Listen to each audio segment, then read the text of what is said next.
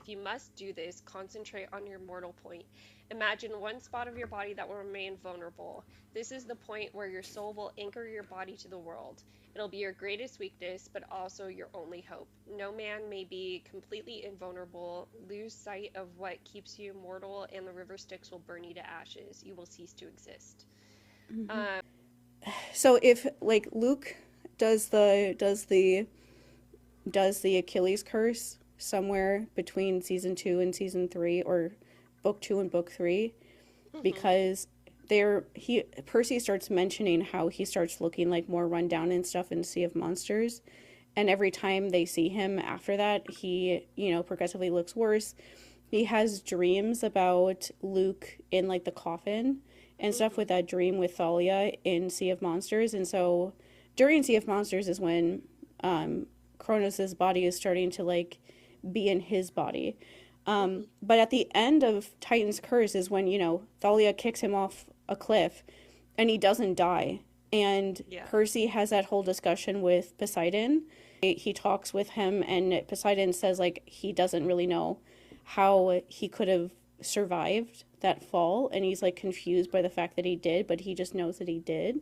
Mhm. And maybe he had the Achilles curse idea already, but he just didn't want to mention it at the time.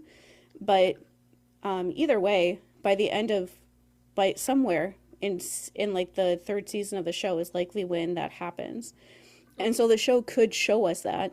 That's And true.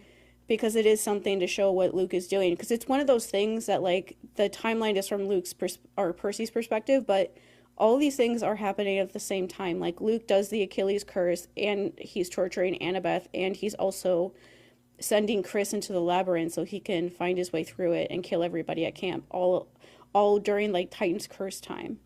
Mhm. And it so I wanted us to think about like, what the fuck would Luke see?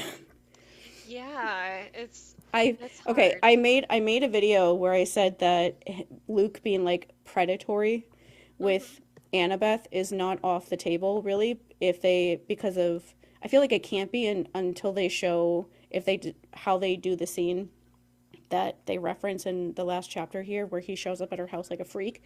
That scene is really the thing that makes it like grooming, because that is straight up grooming language. Like my Yeah. head is gonna explode when we actually read like the words that he says to her during that part, and I'm pretty sure it's in the next like set of chapters next week, because Mhm. it is just like textbook Yeah. what grooming older men like that say to younger girls.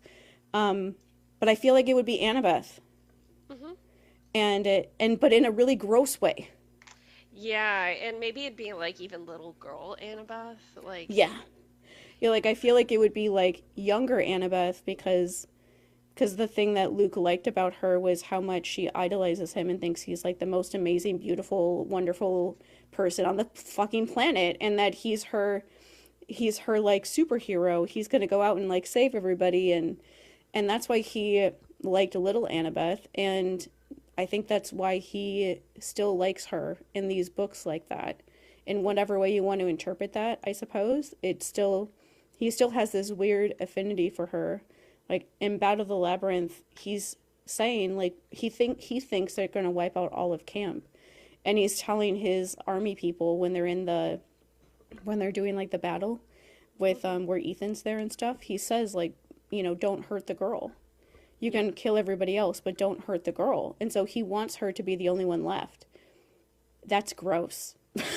Mhm. But it's just he has this weird affinity for her, and I think it's a thing of like she makes him feel really good about himself in like a Yeah. way that is not to do anything actually to do with her. She's literally just like of like almost like a source of like him feeling better about himself.